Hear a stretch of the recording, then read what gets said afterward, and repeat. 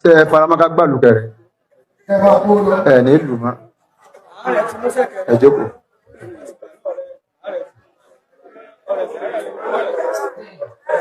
Ṣé ẹ ní ìlú mọ́.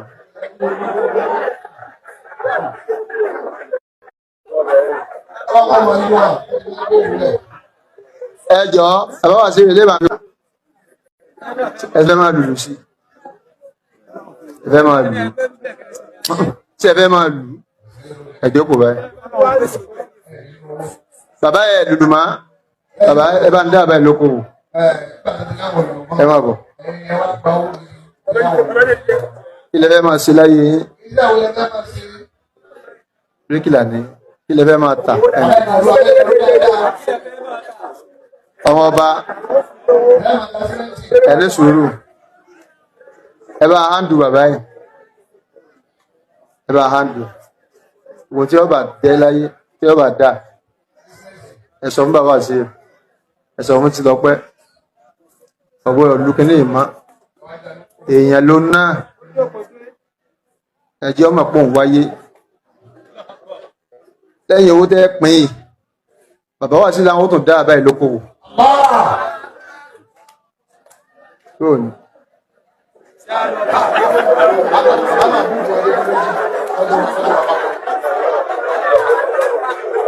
Good.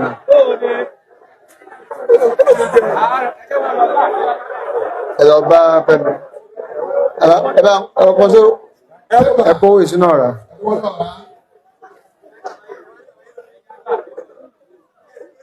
Ẹ̀rọ lọ bí.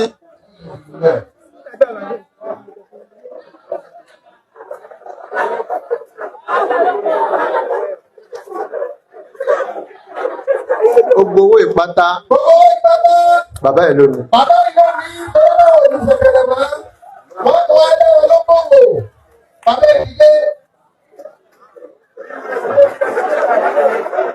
Ẹgbẹ́ bàbá, ọlọ́lá ti gbogbo wọn tó mọ̀. Ẹgbẹ́ fún bàbá ìtẹ̀lé bàbá ìdílé, àwọn àti wọn ti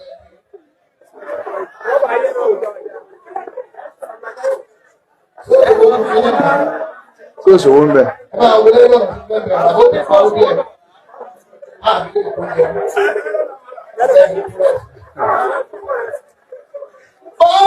Ẹgbẹ́ náà tóbi lẹ́ẹ̀kan náà.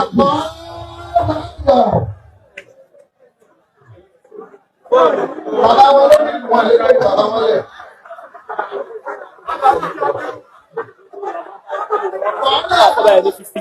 Ẹgbẹ́ náà tóbi lẹ́ẹ̀kan náà. Táyé pólì oníbàbá ẹ̀wọ̀n fún 50,000 naira.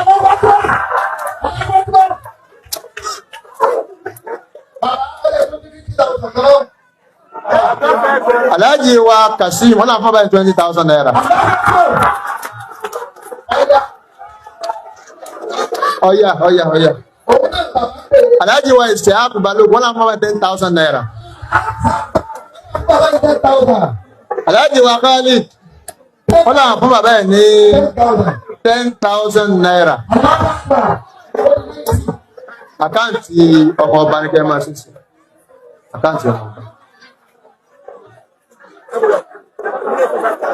Bàbá àwọn kò só olóhùn bàbá ẹ̀ ní 5,000 naira.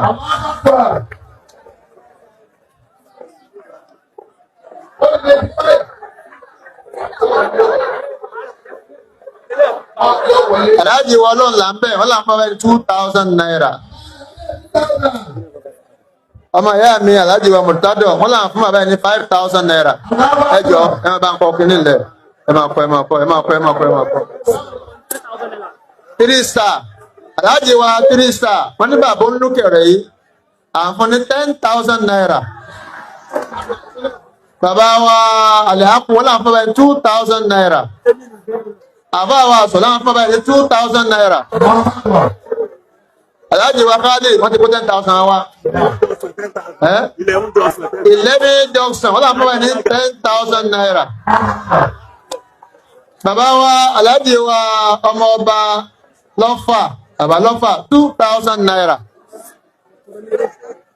Alhaji wa Koso ọkọ 5,000 naira. Bàbá là ń bẹ̀ 2,000 naira. ASB bread 2,000 naira fún bàbá. Ọpẹ́ olú bread 5,000 naira fún bàbá. Alhaji wa Ishaq 10,000 naira fún bàbá. Alhaji wa YK 5,000 naira fún bàbá. Alhaji wa Oriyomi Hamzat 2,000 naira fún bàbá. Abdulkadiri 1,000 naira fún bàbá. Tó o ti rí báyìí. Alhaji wa ọmọ Alhaji àfáà dáadáa. Alhaji wa Abdulkabiri ọmọ Tẹ̀lá 10,000 naira fún bàbá. Ọmọ Mọ́dàjẹ́ Àṣàtì 2,000 naira fún bàbá. AKK bread 2,000 naira fún bàbá. Ọmọ Fọlárìn 1,000 naira fún bàbá. Aláyọ̀ special bread 2,000 naira fún bàbá. 2,500. Jimá Ṣọ̀lá oníbírẹ́dì 2,000 naira fún bàbá. Alhaji wa Táyé Pólì 50,000 naira fún bàbá. Alhaji wa Tàtúbé 1,000 naira fún bàbá.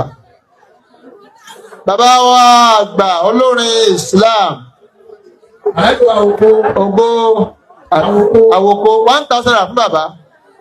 Ẹ lọ dà sọ́dọ̀ wọn. Owó bàbá náà. Alhaji wa Kọ́ìdí 1,000 naira fún bàbá. Ìyá Táyé Pólì 1,000 naira fún bàbá. Ẹ ò ti rí báyìí. Ẹdún sùúrù. Táyé owó bá dùn àti bàbá yẹn. Wá wo ojú ẹ̀mí tọ̀sánwó, wá wo ojú ibi tí a dà sí, wá wo ojú owó nǹkan ní kàkà níye ọdún kọ̀ọ̀kan tó lò láyé olókàn báyìí. Bàbá wa Alhaji wa títí lọ pé Musaidul Bilal wọ́n ní bàbá yìí 100,000 naira.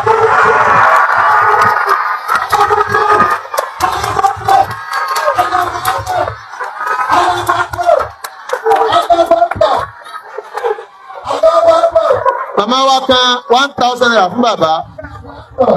Ìyá àyọ̀ ọmọ 1,000 naira fún bàbá. Ó lóun ò ní lùlù mọ́. Òun ti ṣẹ̀gẹ̀rẹ̀ mọ́láyé wọn. Bàbá wa sì fẹ́ sọ̀rọ̀.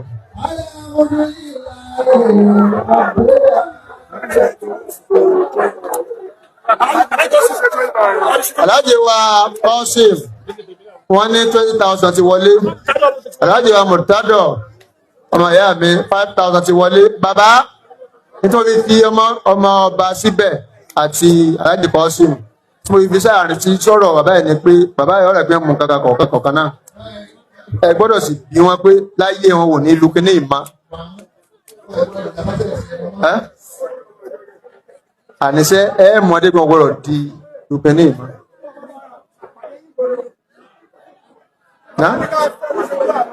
Ẹ má bọ̀. Ìṣọ̀lá ẹ̀fọn bàbá ẹ̀ǹdí ẹni mọ́kùnlẹ̀ wọ́n sọ̀rọ̀ kan. Kí lè rí bàbá? Kí lè wí? Wọ́n fọ́ ọ̀dà lóṣooṣù. Mo ṣe ṣe ayé mi bá kọjá. Èmi máa ń gbá aláàánú tó ń ràn mí lọ́wọ́. Mẹ́ta tó sọ̀rọ̀ ìdáka ló bá gbé dání wọ́n fọ́ ọ̀dà.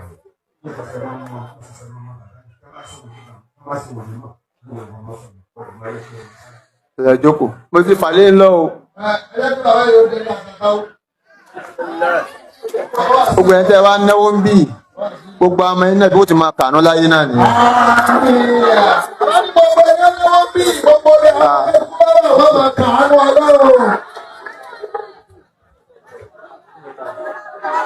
Bàbá wa Alwazir. Bàbá wa Alwazir.